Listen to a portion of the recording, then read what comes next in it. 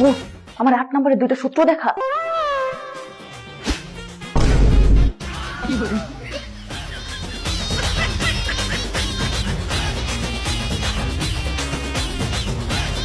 মায়া বন্ধু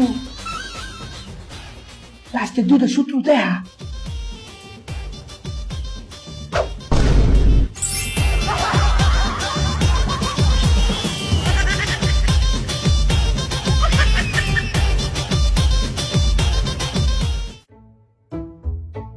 সবাই চুপচাপ লেখো, কেউ দেখাদেখি করবে না।